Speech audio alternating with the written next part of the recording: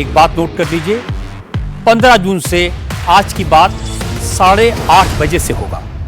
मैं फिर में पहले 8 नामों की इसलिए बात कर लेती हूँ कि इन 8 नामों में ममता बनर्जी एक को भी नहीं पढ़ पाई। इन 8 नामों में एक को भी अभिषेक बनर्जी नहीं पढ़ पाए। देखिए, कोई नेता नहीं पढ़ पाता है। जब ये छोड़ने की बारी आती है, जब आप सत्ता से बाहर होते हैं, आपके हाथ में सत्ता नहीं रहती है, फिर कोई नहीं पढ़ पाता है। हम लोग इस कितनी बार देखा, कितने दलों में देखा हम लोगों ने। सबसे करीबी होते थे, घर में साथ बैठते थे, एकनाथ शिंदे को ही कहां पढ़ पाए उद्धव ठाकरे नहीं पढ़ पाते हैं नेता। और आज देखिए कितनी पार्टियों में ये सारे एमपी, एक ऐसा झटका लगा कि जगनमोहन रेड्डी इतने पावरफुल थे, उनके सारे एमपी चले गए थे बीजेपी के साथ, राज्यसभा के एमपी। तो ये अभी अन्ना डीएमके में डिवीजन हो गया, हालांकि अब फिर वो साथ आ रहे हैं, लेकिन एकदम से डिवीजन हो गया। तो वो नेताओं के अब एक सत्ता की गोंद जो है ना, वो अब हर पार्टी में नेताओं को जोड़े रखने की एकमात्र ताकत है। जैसे वो सत्ता की गोंद सूखती है, वो नेता दूसरी तरफ चले जाते हैं। और ये इसलिए भी हुआ है, ये बहुत जरूरी बात है, इसको समझने की जरूरत है। क्योंकि अब राजनीति एक तो विचारधारा पर आधारित नहीं है, पार्टी संगठन पर आधारित नहीं है, ग्राउंड लेवल के वर्कर्स और संगठन पर आधारित नहीं है, एक नेता के करिश्मे पर पार्टियां आधारित हैं। और जैसे उस नेता का करिश्मा खत्म होता है, नेताओं को लगता है कि अब किसी दूसरे करिश्मे वाले नेता के साथ जुड़ेंगे तभी राजनीतिक भविष्य। तो अब लग रहा है कि ममता बनर्जी का करिश्मा समाप्त हो गया, अभिषेक बनर्जी में वो दम है नहीं। तो अब अगला करिश्मा किसका है? नरेंद्र मोदी का है और शुभेंदु अधिकारी का है कि ममता बनर्जी का करिश्मा समाप्त हो गया है, अभिषेक बनर्जी का है नहीं, और एकमात्र करिश्माई नेतृत्व अभी नरेंद्र मोदी का दिखाई दे रहा है। दूसरी तस्वीर और दिखाते हूँ। इसमें मुस्लिम बहुल मुर्शिदाबाद से सांसद अबू ताहिर का नाम है, बहरामपुर से सांसद क्रिकेटर यूसुफ पठान का नाम शामिल है, मिताली बाग का नाम भी शामिल है। ममता बनर्जी से जो बगावत करके अलग गुट बनाने की मांग कर रहे हैं। मेरा सवाल तो सज्जन जी ये है कि मुसलमानों की तो हितैषी पार्टी थी टीएमसी, क्या हो गया? यूसुफ पठान, अबू ताहिर क्यों अलग हो गए? मुसलमानों की हितैषी पार्टी एक समय में कांग्रेस थी, 90 में सब क्षेत्रीय पार्टियों के साथ चले गए।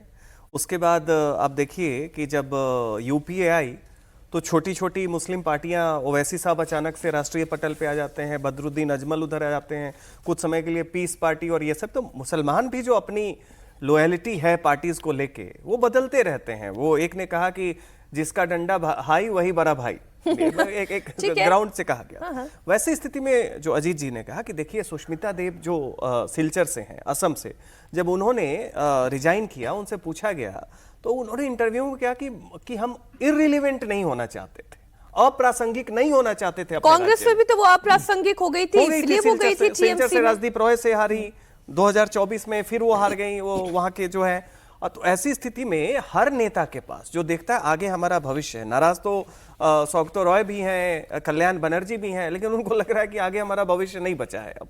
तो ठीक है, चलो नाराजगी के साथ कोशिश करो लॉयल्टी निभाने की, लेकिन जिसे भी लगता है कि हमारी कुछ प्रासंगिकता हो सकती है, वो व्यवहारिक तौर पे वो चाहता है कि वो देखे कि उगता सूरज कौन है, और उसमें एक व्यवहारिकता चलती है। अब इसमें साइनी घोष को देखिए, कोई उनका राजनीतिक, एक होता है रूल बुक और एक होता है प्रैक्टिस में क्या है। तो जो प्रैक्टिस में है वो दिखाई दे रहा है, बिल्कुल, और विचारों वाली कोई बात रह नहीं गई है। एक तस्वीर और है, वो भी आपको दिखाती हूँ, ये बहुत इंपॉर्टेंट है।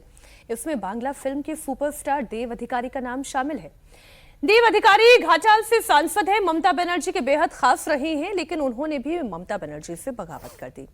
इसके अलावा एक और नाम है, शाइनी घोष का नाम शामिल है। संसद से सड़क तक ममता बनर्जी के लिए सबसे जोरदार आवाज उठाने वाली सांसद शाइनी घोष का भी नाम इसमें शामिल है। एक ये जो रचना बनर्जी है, इनका नाम अलग से शामिल है।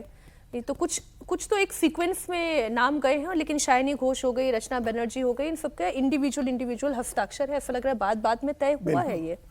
अभी कल तो कोई मुंह छुपाकर दिल्ली भी पहुंचा था, मैंने सुना। शाइनी घोष थे अपना, उन्होंने पूरा पहले तो सड़क पर एकदम वो लीड कर रही थी, लग रहा था कि ममता बनर्जी के उत्तराधिकारी होंगे।